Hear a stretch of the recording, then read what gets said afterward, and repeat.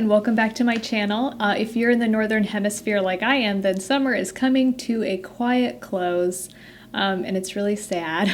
I hate it when summer ends. That does mean that spooky month is right around the corner, and that's really when I get my most witchy inspiration, is during those spooky, crisp months. I've planted a vegetable garden for many years, but this is the first year where I did it very seriously. It's a really small patch, but I took a lot of steps to make sure it was successful this year. And I made a terrible mistake. I went to the garden center and I saw these tiny, cute little zucchini sprout, and it was only 97 cents. And I was like, oh, this isn't going to take over my whole yard. It can't be that big of a deal. And so now I'm literally harvesting the repercussions of my actions. Don't worry, YouTube, this is G-rated. These are zucchini, but I'm harvesting like zucchinis every day. If anybody has any recipes for zucchini that's not like a sauteed zucchini or like zucchini bread, please drop those in the comments below because I have to eat a lot of zucchinis.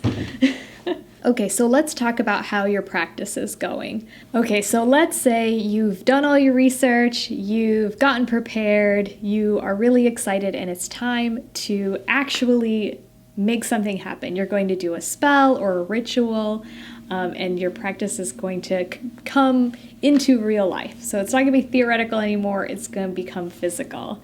And you've done it. You've done your spell, you've done your ritual, and you're reflecting on how does it feel. And you're so worried because honestly, it feels really silly. And you're thinking, oh no, well, where do I go from here?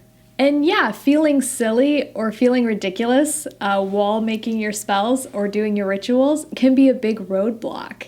And you might be thinking like, oh, that's it. This is over for me. I guess I was never really cut out for this witchcraft thing. But I've got good news for you. A lot of people feel silly when they're doing their witchcraft. Like even the old pros still feel a little silly or self-conscious.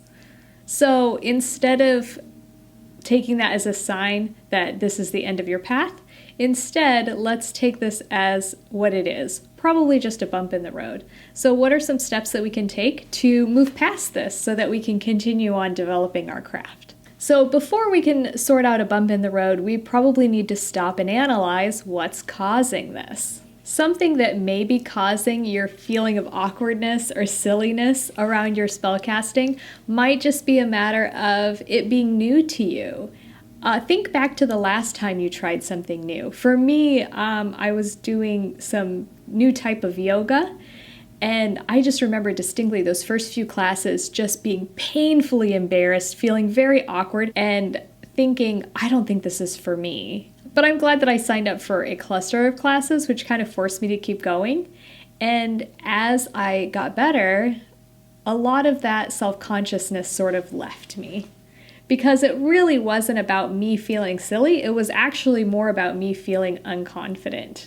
Because let's be real, it's called your witchcraft practice, right? So it's going to take a little practice. So maybe that's not it. Maybe it's not a matter of you just need to practice more.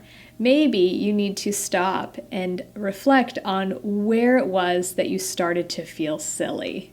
Because everybody's craft is going to be really different. So maybe you were trying to do a spell that worked really well for somebody else, but it actually made you feel like you were sort of maybe playing a game of pretend. I have noticed that where I get really hung up on with spells is if there's any sort of incantation. If there's like a reading element to the spell, that's where it can really kind of come apart for me. It's almost like I snap out of the mindset of doing a spell, and instead I become very aware of what I'm doing and where I am, and it's not good. Like when you're reading in a book and something occurs in the book that's really distracting, and then suddenly you're very aware that you're reading a book instead of just being in that faraway place. So for me, when I'm supposed to be reading an incantation, it suddenly takes me away from being my really powerful witch self to all of a sudden being like somebody playing a game of D&D, which, I do love to play D&D, but I don't want those vibes when I'm doing my spells. Maybe for you, it's some advice like I like to,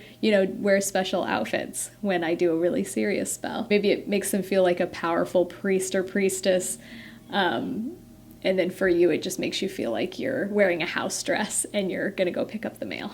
So that brings me to another possibility. You have to be in the right headspace for the spellcasting to really feel good. And you can do a lot of things to get yourself in that headspace. We talk a lot about sights and sounds and smells to try to get you into that dreamy headspace in order for that spell to really connect with your, innermost subconscious. But if you're having trouble getting there and putting yourself in that place, you might just have to sort of outsmart your brain. I was listening to the Placebo Magick Podcast this week. It was a really great episode. I recommend that you check it out.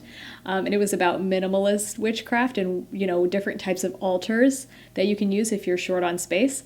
And my absolute favorite example was the altar that is in your mind. And I love that because if you set up a sacred space for casting spells in your mind, then you can access it anywhere that you want. So that means that you could, go on a hike and you can access your inner mind altar. But also, I was kind of thinking sometimes my most magical thoughts are in that moment, that twilight in between wake and dreaming. So those moments right before you fall asleep at night or right when you wake up in the morning and you're still a little hazy, that dreamy twilight space is very receptive to very sincere emotions. You're much less likely to feel silly in that place because, dreams always feel very sincere. It could be raining like trout from the sky, and when you're dreaming, you don't think of that as being silly. You think of that as being very serious. Maybe you create this sort of altar in your mind, and like I said, right before you wake up or right before you go to sleep, in that twilight between wakefulness and dreaming, you can visit your altar at that time and go and do your spell then. And it might be much more impactful for you. You might have a much deeper connection to the practice instead of, the altar that's on a shelf, next to your TV set. Because dreaming you is far less likely to be critical of your magic and feel goofy and ridiculous. Also, you might reflect on where the feeling of embarrassment is coming from. We often have this psychological effect of feeling like we're on a reality TV show all the time. And it's sort of like a critical choir that we imagine people are looking at us and judging us, even if we're the only ones that know that we're doing the ritual. We might have this nagging person in the back of our head that is critical of what we're doing.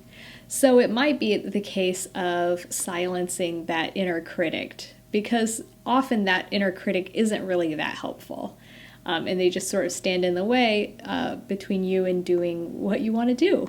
So getting over the awkwardness might just be a matter of turning off that inner dialogue that's really negative and critical. And you can do that by reasoning with it, because often that inner critic is not reasonable. So if you put a little bit of critical thinking on it and make it rationalize itself, it can evaporate pretty quickly. Okay, and that brings me to my final observation. If you are feeling silly, awkward, embarrassed when you're doing your ritual, then you don't have to do spells or rituals. It is your craft. The craft serves you.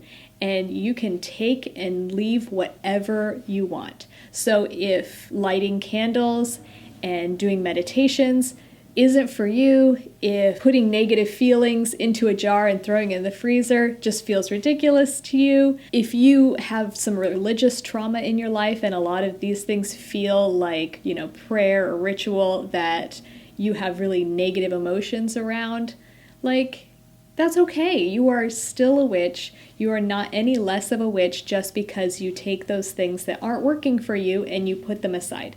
You can always go back to them later. Maybe you change your mind about it. But if it's not serving you, don't shoehorn it into your practice. I hope that maybe just talking about this, if anything, makes you feel like your experience is relatable, because I think that's something that does come up often. I'll see it in forums and discussion groups about, oh no, I feel a little silly. I feel like I'm playing dress up. The ritual just didn't live up to my expectations of being really empowering and serious. And I think it's okay to let things be disappointing, and it's okay to not take yourself too seriously, and it shouldn't be catastrophic for your craft. Like, it shouldn't just blow up your whole practice. And it's, like I said, it's something that will change and develop over time. Okay, well, it was really lovely to get in front of the camera today. I brought out my crazy big hat for this because I really think that it's definitely ridiculous. If I was out in the woods in this hat, definitely I would catch some looks. Oh, and I think that we should take a moment to appreciate this outfit, so I'm gonna get up and do a turn. This blouse has a good collar, and there is some pretty serious lace that's going on these sleeves. I don't know, will it autofocus? Yeah. And then also, I don't know if you can see, but I've got these little shorts too. They have a little bow and a button and some ruffles, and then I've got some boots. Okay, that's all I got for you today. Until next time, bye-bye.